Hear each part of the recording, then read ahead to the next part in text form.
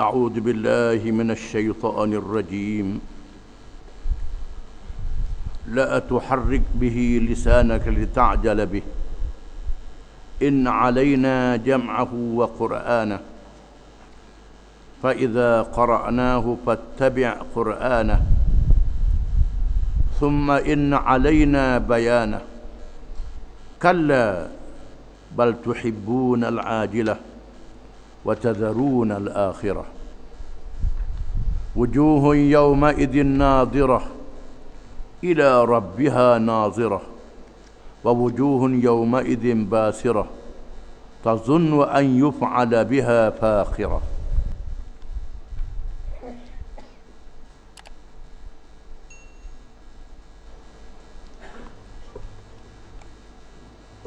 Maksudnya,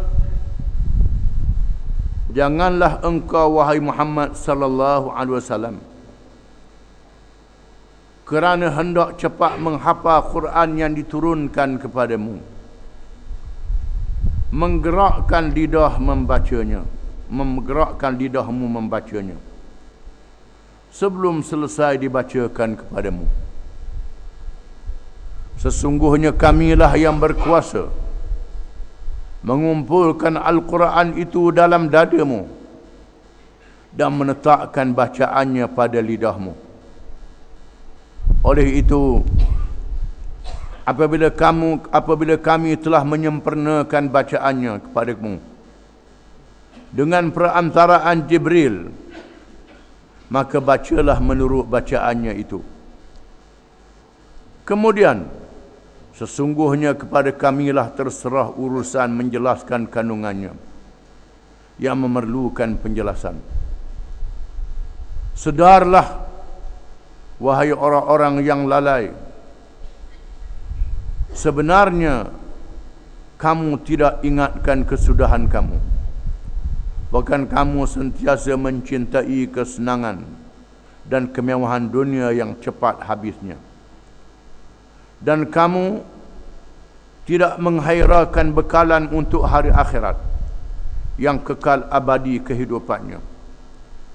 Pada hari akhirat itu, muka orang-orang yang beriman berseri-seri melihat kepada Tuhannya.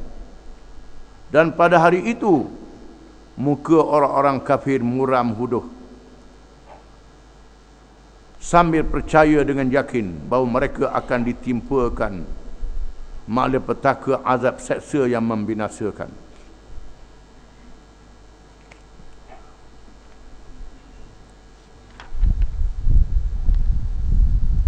Bahagian yang pertama daripada ayat-ayat yang kita baca ini menyatakan cerita bagaimana wahyu diturunkan kepada Rasulullah sallallahu alaihi wasallam, iaitu dengan cara malaikat Jibril menyebut firman Allah Ta'ala yang didengar oleh Nabi sallallahu alaihi wasallam, di mana para sahabat boleh membezakan di antara firman Allah dengan kata-kata Nabi sendiri kerana kehebatannya. Hebatnya ayat Quran ni ketika diturunkan menyebabkan Nabi berpeluh basah macam mandi, basah pakaian macam mandi. Dan kalau duduk atas unta, bunyi tulang unta berat, bunyi berakak, orang kita kata tulang unta tu. Beratnya Quran diturunkan itu. Ini kehebatannya. Dan Nabi sangat-sangat memberi perhatian sehingga takut lupa apa yang Jibril sebut itu, maka Nabi menggerak-gerakkan lidahnya ikut. Mengikut setengah ulama sahabat, menggerakkan lidah dan bibir mulut sekali, keluar suara ikut. Maka Allah menegur Nabi SAW, la tuharrik bihi lisanaka lita'jala bih.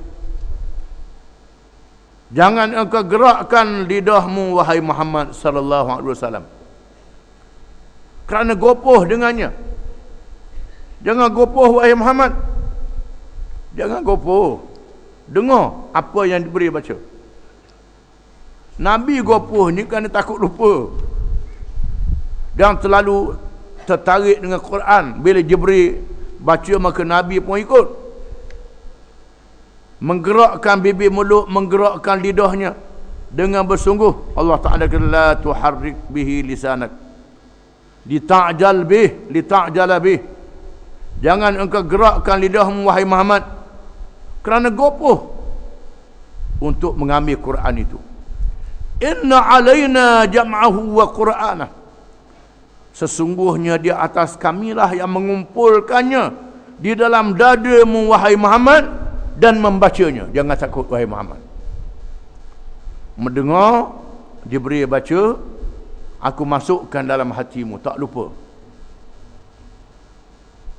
Lekat lebih pada tape recorder lagi. Tuhan jadikan begitu. Ingat, dipelihara oleh Allah Ta'ala di dalam dada Nabi SAW. Lepas ingat, boleh baca pula. Baca dengan mulut. فَإِذَا قَرَأْنَاهُ فَاتَّبِعْ قُرْآنَهُ. Maka apabila kami membacanya, maka ikutlah bacaan itu wahai Muhammad. Ikut dulu. Ikut, dengar bacaan itu dengan baik. Dan memang Quran dijamin pemeliharaannya oleh Allah Subhanahu wa Ta'ala. Tegaran ini disebut dalam surah-surah yang lain.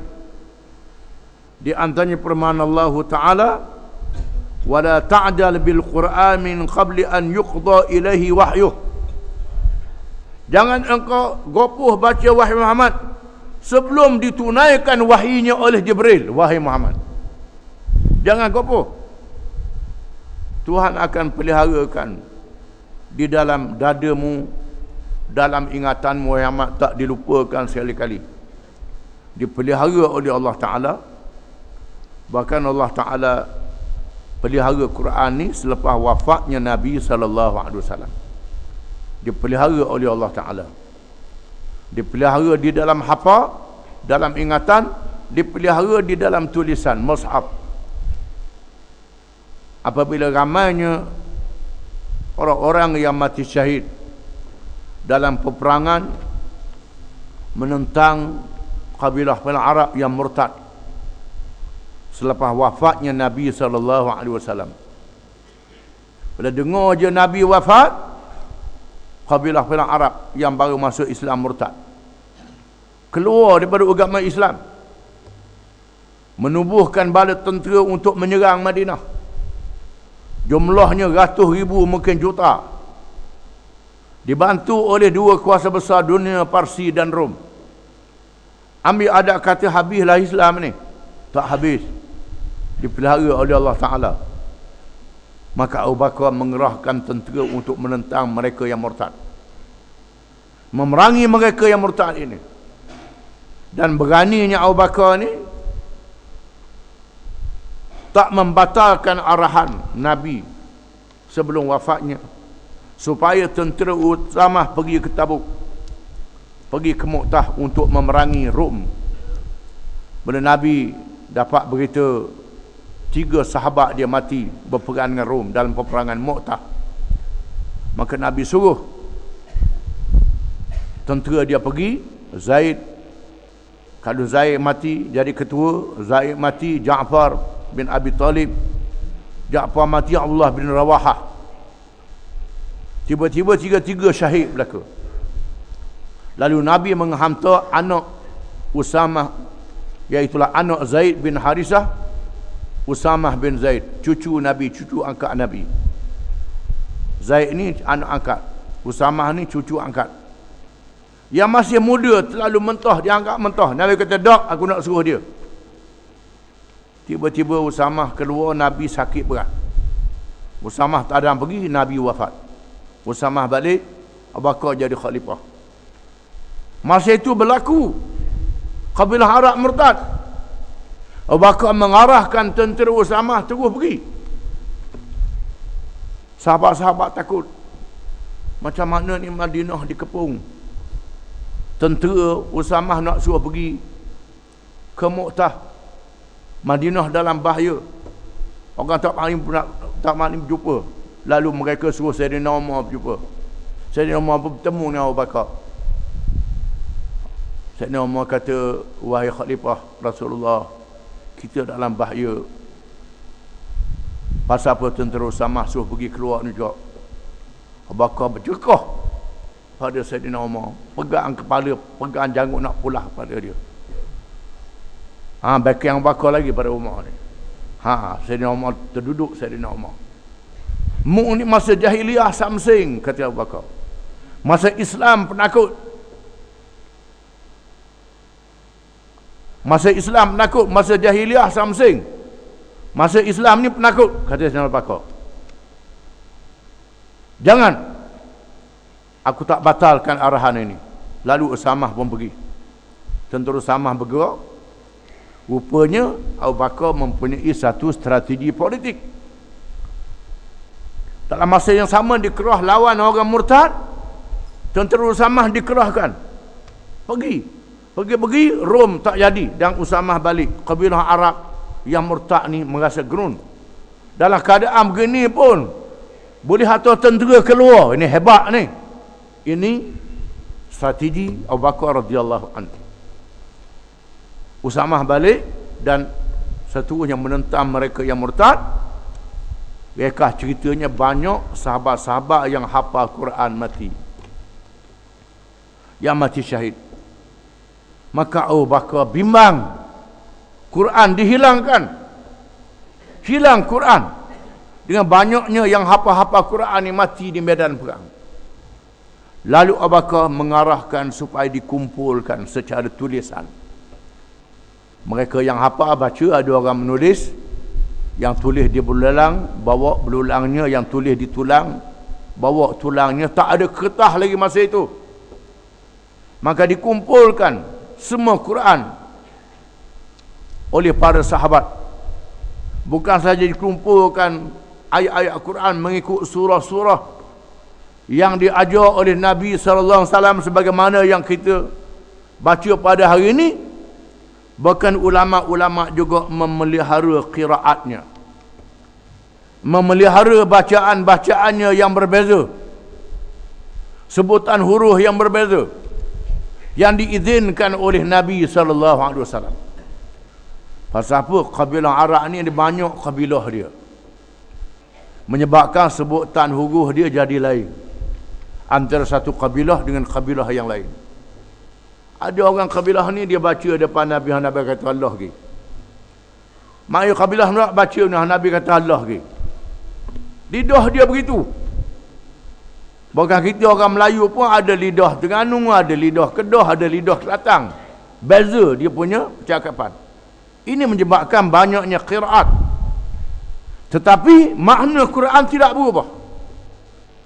Maksud Quran tidak berubah. Ini adalah janji daripada Allah. Wahai Muhammad, mu jangan gopoh. Mu mati pun Quran dipelihara oleh Allah Ta'ala. Sampai Nabi tak ada pun Quran dipelihara oleh Allah Ta'ala sehingga hari ini. Zaman ada kertas, zaman ada CD pula. Dalam komputer pula dipelihara Quran itu. Dipelihara dalam semua mengikut zaman masing-masing. Quran dipelihara oleh Allah Ta'ala. Inna alaina jam'ahu wa qur'anah. Terpulang kepada kami mengumpulkannya dan membacanya, wahai Muhammad sallallahu alaihi wasallam. Kami mengumpulkan Quran itu dan bagaimana membacanya. Fa idza qara'nahu fattabi' qur'anah.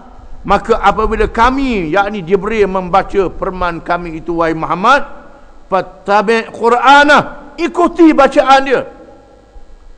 Summa inna alaina bayanah. Kemudian terpulang kepada kamilah yang menyatakan Quran itu, menyatakan hukum-hukum yang ada di dalamnya, peraturan yang ada di dalamnya. Dan Allah mengajar Nabi sallallahu alaihi wasallam beramal dengan Quran. Nak beramal Quran ialah dengan sunnah Nabi sallallahu alaihi wasallam. Batang tubuh Nabi, ucapan Nabi. Bagaimana Nabi semayang, Nabi menunjukkan pakaian, bagaimana berkeluarga, bagaimana memerintah negara, menjalankan undang-undang negara, berperang, berdamai. Semuanya diajar oleh Nabi SAW. Apa yang diajar itu, itulah amalan daripada Quran. Ada pula orang mengatakan Quran saja boleh pakai, hadis tak boleh pakai. Ini lagi sesat. Sesat juga ni, kufur. Kerana Allah Ta'ala suruh kita ikut Nabi. Wa ma atakumur rasulu fakhuduh. Apa yang Nabi bawa, kamu kena ambil. Bukan saja ayat Quran yang dibaca, termasuklah bagaimana nak beramal dengan ayat Quran itu. Quran menyebut semayang. Macam mana nak semayang? Hak mana dulu, mana kediang? Salang dulu ke takbir dulu? Tak tahu. Tak tahu. Tak mana? Quran tak sebut. Takbir dulu ke salam dulu. Maka Nabi mengajarnya, sallu kama ra'aitumuni usalli. Bersemayanglah kamu sebagaimana kamu tengok aku semayang, kata Nabi. Ada seorang semayang tak betul dalam masjid. Nabi panggil dia. Mudak semayang lagi semayang. Dia semayang. Nabi panggil dia, "Kamu semayang lagi?" Tak betul mu semayang. Patutnya bila Nabi panggil sekali, tanyalah Rasulullah, bagaimana hak yang betulnya ni? Tak. Dia tak tanya. Nabi dera dia. Ajar dia. Semayang tak betul. Mari yang ketiga, Nabi kata, "Iza sallaita fakabbir, thumma qra' ma tayassara maka minal Qur'an, thumma rka' hatta tatma'inna raki'a, thumma rka' hatta ta'tadila qa'imah." Hingga akhirnya. Bila semayang, kata Nabi, takbir, baca ayat Quran sikit, iaitulah Fatihah. Kemudian rakaat dan tamak ninah rakaat itu. Dan bangun berdiri, iaitulah i'tidal. Begitulah hingga akhirnya. Jadi hadis menerangkan bagaimana beramal dengan ayat-ayat Quran. Semuanya diperhati oleh Allah Ta'ala. Kalau ada silap, diperbetulkan. Malaikat diberi turun membetulkan apa yang diamalkan. Begitu Allah Ta'ala memelihara Quran, bacaan dia, amalannya, sehingga hari ini. Thumma inna alaina bayanah. Kamilah yang akan menyatakan Quran itu, bagaimana beramal dengannya. Khudhu anni manasikakum. Ambil daripada aku cara ibadat haji kamu, kata Nabi. Haji, Nabi ajar cara haji. Puasa, Nabi ajar cara puasa. Bila turun ayat Quran mengatakan al-khaytul abyad min al-khaytil aswad. Mempuasa ni, kata Tuhan kata, sehingga beza antara benang hitam dengan benang putih. Ada sahabat Nabi bila nak buka, ambil benang hitam, benang putih, tak tengok, sehingga benang putih tak nampak baru buka. Dua kita tahu Nabi kata bukan begitu. Nabi kata maknanya matahari jatuh, sehingga jatuh matahari, masuk waktu malam. Itu maknanya. Masuk waktu siang pula, itulah waktu puasanya. Diajar oleh Nabi SAW menyatakan Quran itu dengan petunjuk daripada Allah Subhanahu Wa Taala. Wallahu a'lam.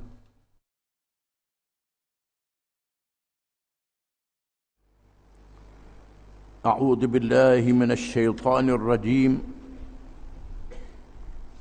Wujuhun yawma idzin nadhirah ila rabbiha nadhirah wa wujuhun yawma idzin basirah tazunnu an yuf'ala biha faqirah.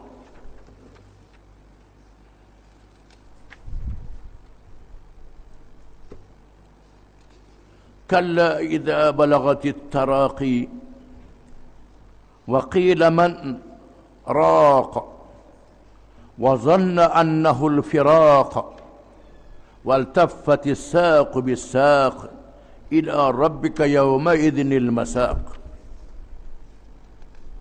فلا صدق ولا صلى ولكن كذب وتولى ثم ذهب إلى أهله يتمطى أولى لك فأولى ثم أولى لك فأولى. Ayahsabul insanu an yutraka suda alam yakun nutfatan min maniyyin yumna thumma kana 'alaqatan fa khalaqa fa sawwa faj'ala minhu az-zawjayn adh-dhakara wal untha alaysa dhalika biqadirin 'ala an yuhyiya al-mauta.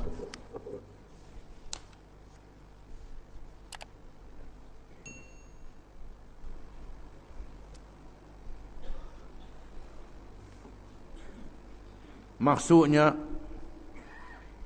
dan pada hari itu, yakni akhirat itu, muka mereka, yakni orang-orang yang beriman, berseri-seri melihat kepada Tuhannya. Dan pada hari itu muka orang-orang kafir muram, huduh,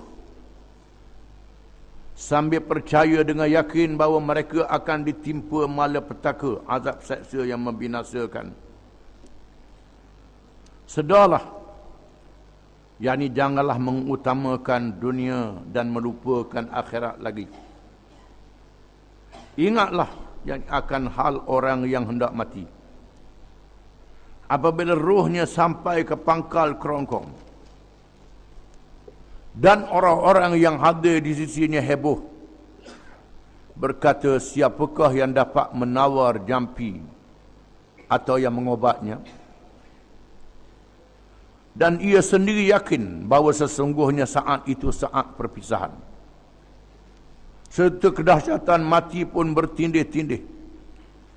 Maka kepada Tuhanmu lah pada waktu itu engkau dibawa, yakni untuk menerima balasan.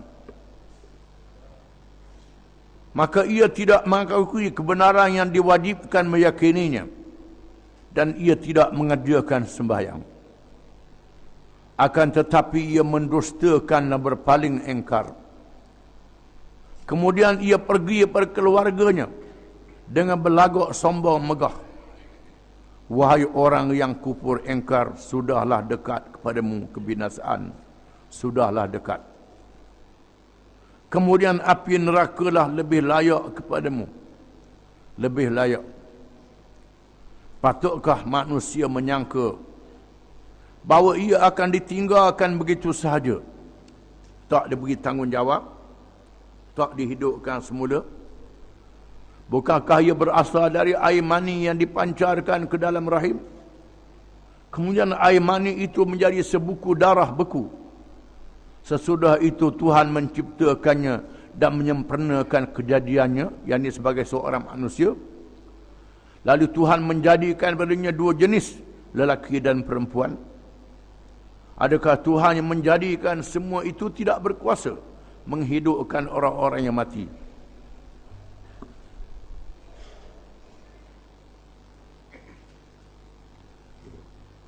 Ayat yang dibaca ni menceritakan tentang beriman kepada hari akhirat. Di antara hari akhirat itulah hari kematian, dan hari akhirat itu sendiri hari kiamat, termasuk beriman pada hari akhirat.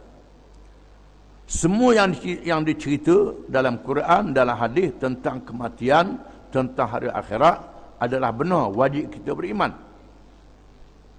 Mati adalah akhirat yang kecil, dan tamaknya dunia akhirat yang besar.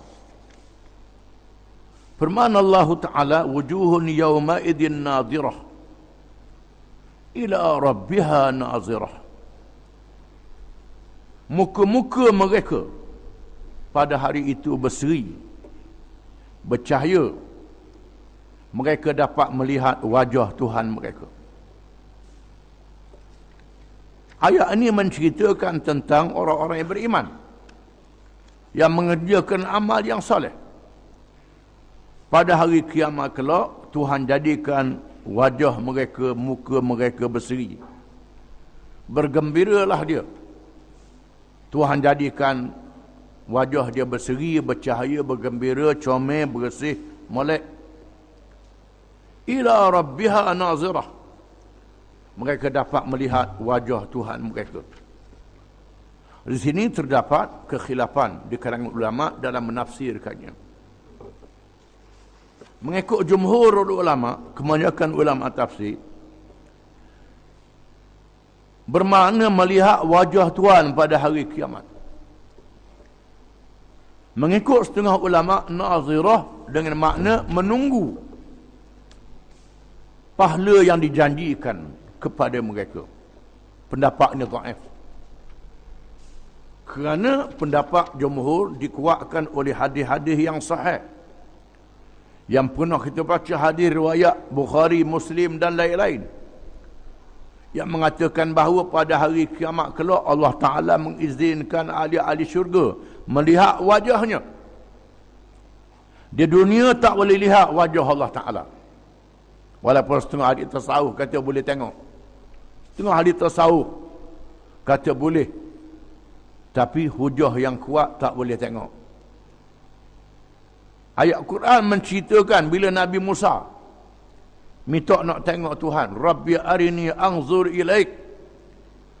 Nabi Musa, Tuhan jadikan dengar firman Allah kepada dia. Wa kallamallahu Musa taklima. Bila Nabi Musa bermunajat di gunung Tur Saina. Nabi Musa minta nak tengok Tuhan. Tuhan kata, mu tak boleh tengok aku. Tak boleh tengok aku sekarang. Ini ayat Quran. Tengok pada bukit, pada gunung Tur Saina. Mu tengok ke gunung tu. Lalu terpancar cahaya hijab. Hijab yang mendindingkan di antara Tuhan dengan Nabi Musa. Tiba-tiba gunung Tur Saina hancur. Jadi sama rata dengan tanah. Nabi Musa pengsan. Tak kita ada Nabi ni nak tengok macam mana? Tu kena faham balik. Ini ayat Quran. Jelas ayat Quran ini. Oleh kerana itu, kalau ada dalam kitab-kitab mengatakan mimpi tengok Tuhan, itu tak boleh. Kerana bercanggah dengan nah yang ada dalam Quran. Kena jaga itu gangguan syaitan. Yang ada hanyalah hijab. Tak boleh tengok lagi. Boleh tengok pada hari kiamat kelak. Ada orang martabat tinggi. Mana tinggi dengan Nabi Musa? Mana tinggi dia dengan Nabi Musa? Ini. Jadi kita tengok pada ayat-ayat Quran dan hadis-hadis yang sahih. Bahkan Nabi kita ketika Isra' dan Mi'raj, Nabi kita tersungkur sujud. Tersungkur sujud dalam hadis Isra' dan Mi'raj. Macam mana kita ada Nabi ni boleh nampak Tuhan cokoh depan macam mana begitu? Ini sebab ada kitab-kitab. Kitab-kitab ni satu hal juga kita kena faham. Kitab-kitab ni ada hadis sahih, ada hadis dhaif, ada hadis maudhu', kena faham mereka. Di sisi Mu'tazilah. Mu'tazilah ni dia orang Islam juga, tapi banyak guna akal. Tak berpegang dengan nas. Ini berlaku di zaman Abbasiyah bila banyak buku-buku falsafah diterjemahkan ke dalam bahasa Arab. Menyebabkan banyak ahli falsafah pakai akal. Bila guna akal, lupa pada ayat-ayat Quran dan hadis Nabi. Golongan Mu'tazilah ni menafikan melihat wajah pada hari kiamat. Dia menolak hadis-hadis yang sahih. Pendapat ni tak betul. Tak boleh tolak hadis-hadis yang sahih. Mu'tazilah ni. Kita kena Mu'tazilah tolak hadis sahih. Jadi Tuhan izinkan pada hari kiamat melihat wajah dia. Wa wujuhun yawma idin basirah. Dan muka-muka mereka pada hari itu keruh, huduh. Iaitulah muka orang-orang kafir. Yang kafir, yang menentang Allah Ta'ala, yang lawan Tuhan. Muka mereka masam, huduh. Pada hari kiamat kelak. Tazunnu an yuf'ala biha fakhirah. Bila mereka yakin mereka akan menerima seksa dan azab. Mereka yakin mereka akan terima seksa dan azab. Bila tengok berlakunya hari kiamat, rupanya ia sungguh. Orang kata kiamat tu ingat ke wak lolok? Ingat ke saja-saja cerita je? Rupanya ia sungguh. Barulah sedar dia masa itu. Barulah rasa gerun, rasa takut menyebabkan habis dengan muka-muka. Jadi huduh, hitam legam. Kan selalu ketakutan dia masa itu. Kalla idza balagatit taraqi. Ingat baik-baik. Tuhan kata ingat baik-baik. Idza balagatit taraqi. apabila nyawa sampai ke pangkal halqam. Bila nyawa sampai ke pangkal halqam, wa qila man raq, dan dikatakan man raq, siapa lagi yang boleh menjampi dia. Bila dalam keadaan nazak, nyawa sampai ke halqam, orang ramai keliling kata, siapa dia lah boleh tolong japi. Ada tok bama lah. Ulama mengatakan raq dengan makna ahli-ahli perubatan yang boleh mengobak dia. Mana dia ahli-ahli perubatan yang boleh mengobak dia? Mana dia? Mana dia ahli perubatan yang boleh mengobak dia? Mana dia? Masa itu cari orang boleh berabak dia, tak ada dah. Setengah ulama menafsirkan raq dengan makna malaikat yang mencabut nyawa dia, yang membawa langit, yang bawa langit, yang bawa naik ke langit sehingga menghadap di tempat di sisi Allah Ta'ala, ataupun naik dihempah pula ke dalam neraka. Itu makna. Ada ulama mengatakan malakul maut yang mencabut nyawa dia. Malakul maut yang cabut nyawa dia. Malakul maut bukan malikul maut. Malik makna raja. Malak makna malaikat. Malakul maut, malaikat yang menjaga urusan kematian manusia, yang cabut nyawa. Malaikat ni dia taat dak ke nabi pun dia cabut nyawa. Walaupun nabi yang paling disayangi,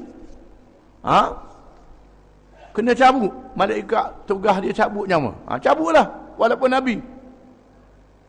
Nabi kita Muhammad SAW, malakul maut, malaikat jaga mati, dia cabut nyawa nabi kita.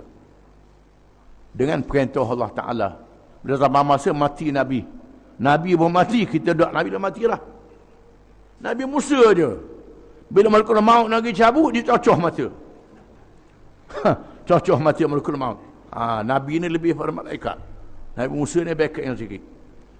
Lalu malakul maut menghadap Allah Ta'ala, wahai Tuhanku, aku nak cabut hamba Musa, hanya cocoh mata aku. Tuhan kata mungkin kasar sangat. Gip nak pergi betul Rama selalu, tak boleh lah. Biar ada adat dia. Musa ni rasul, jangan pergi buat main-main.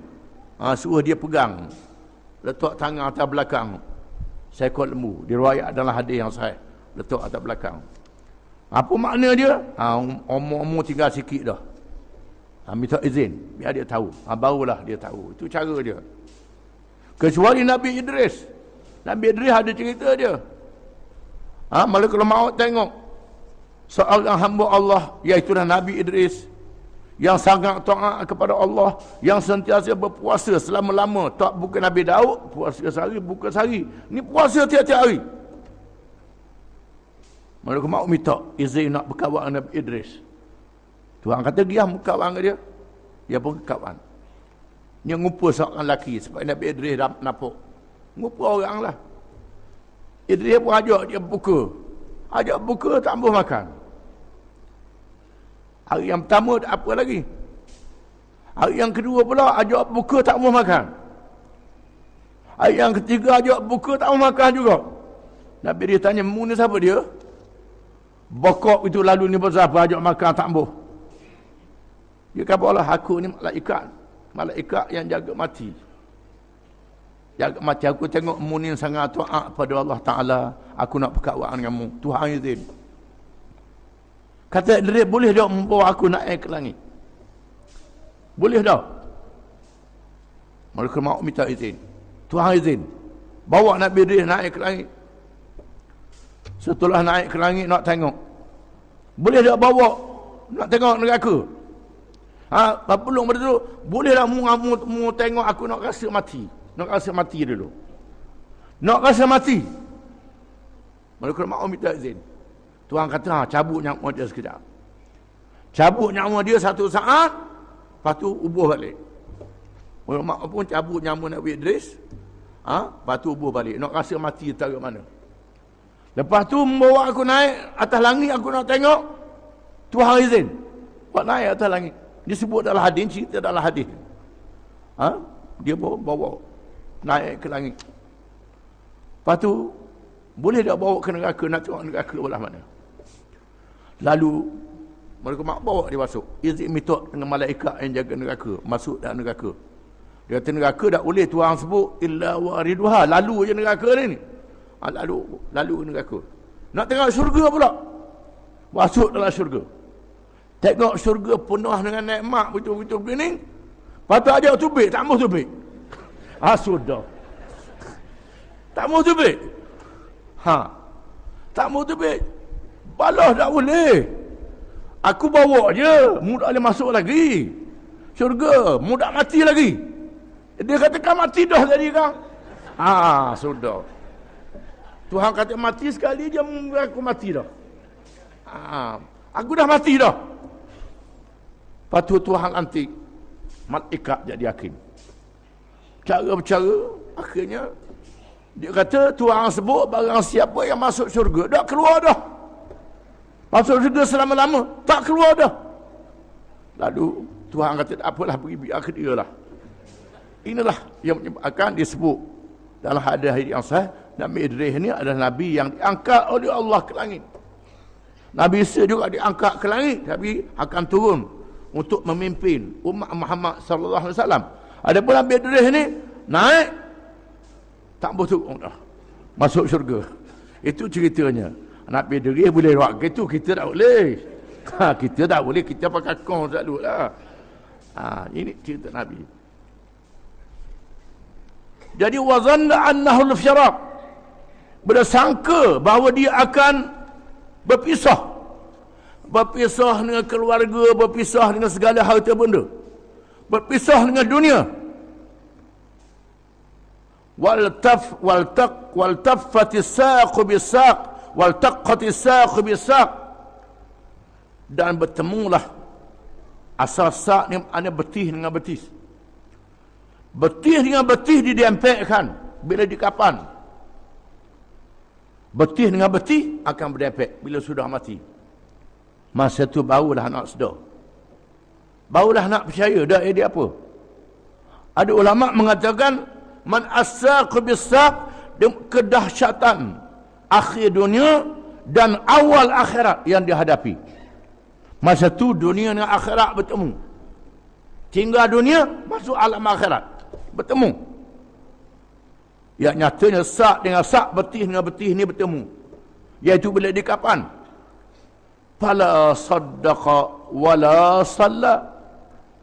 Maka dia tidak percaya dan dia tidak semayang. Percaya pun tidak, semayang pun tidak. Diriwayatkan ini berkait dengan Abu Jahal dan orang-orang yang sepertinya yang menentang Nabi sallallahu alaihi wasallam, dan termasuklah sehingga hari ini orang-orang yang menentang Islam, tak percaya ke Islam, serupalah juga.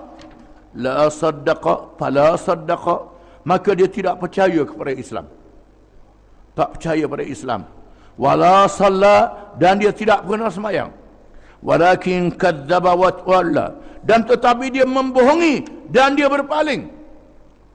Abu Jahal membohongi Nabi Muhammad sallallahu alaihi wasallam dan berpaling, meninggalkan Nabi sallallahu alaihi wasallam. Dia berpaling, tinggal Nabi begitu saja. Tak heran bila Nabi ajak masuk Islam. Thumma dhahaba ila ahlihi yatamatta, kemudian dia pergi kepada keluarga dia, berjalan dengan sombong. Berjalan dengan sombong pula, ayung tangan, belengak langyuk untuk menghina Nabi sallallahu alaihi wasallam. Aula laka fa aula, thumma aula laka fa aula. Keutamaan diberi kepadamu, iaitulah keutamaan menerima azab, menerima hukuman Allah. Mu dulu pada orang lain. Thumma aula laka fa aula, kemudian mu lebih utama, lebih dulu dah, sebab mu jadi ketua. Mu jadi ketua yang paling besar sekali, mu dulu sekali kena seksa.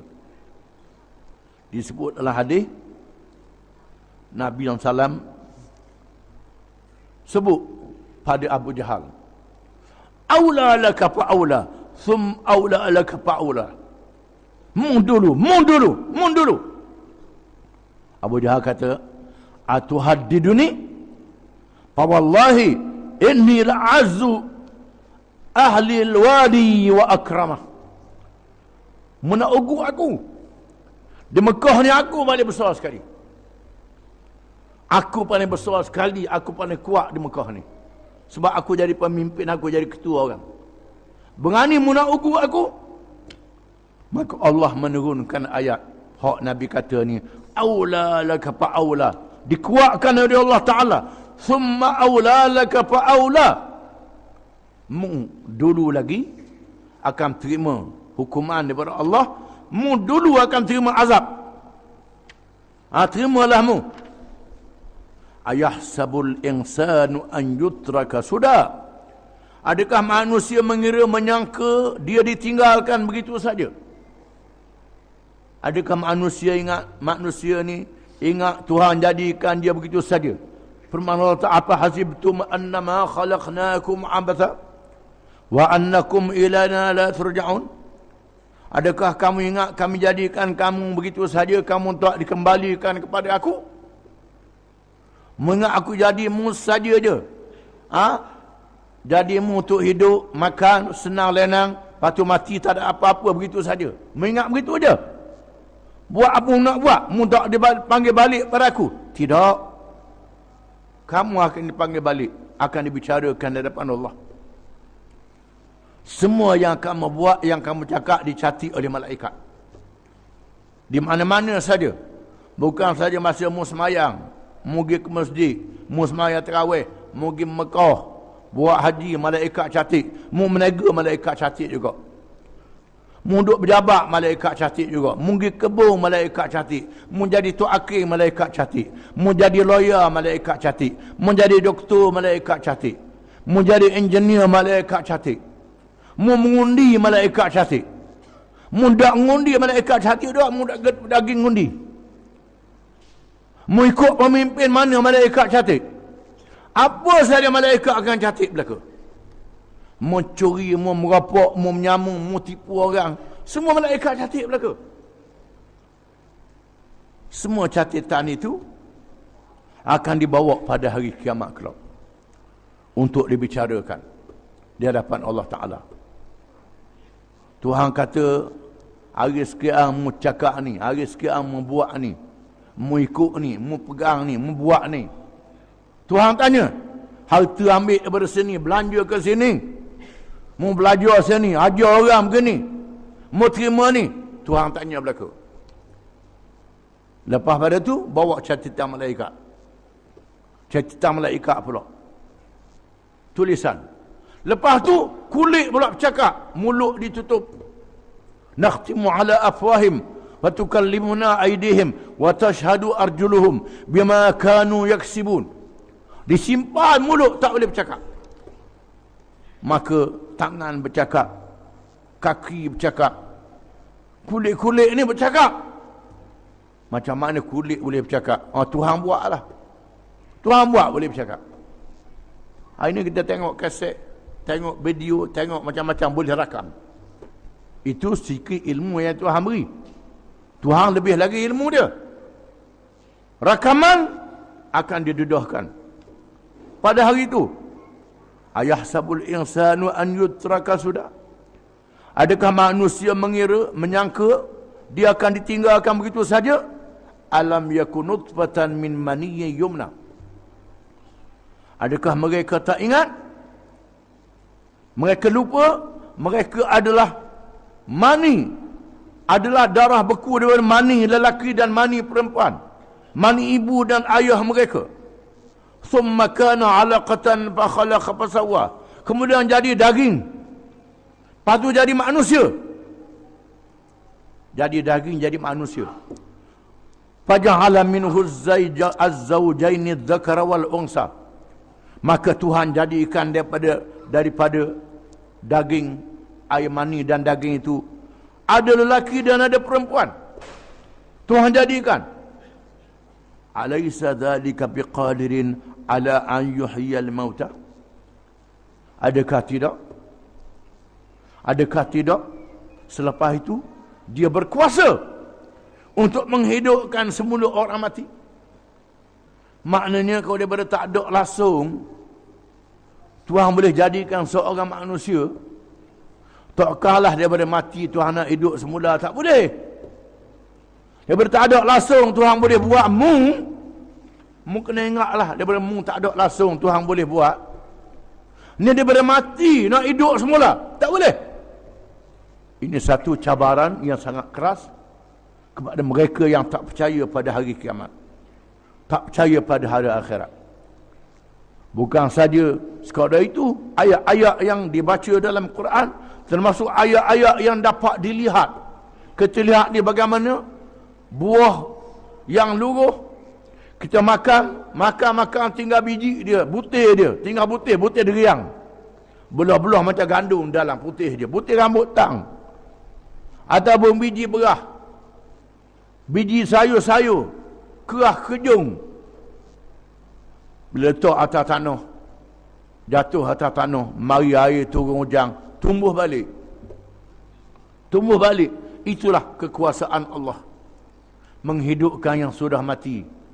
Yang ditunjukkan di hadapan mata kamu. Mu kena sedar bahawa kamu daripada tak ada langsung Tuhan boleh buat, maka Tuhan boleh hidupkan semula pada hari kiamat setelah kamu mengalami dunia dan menghadapi kematian. Percayalah hari akhirat dan perkara-perkara yang berlaku di dalamnya. Wallahu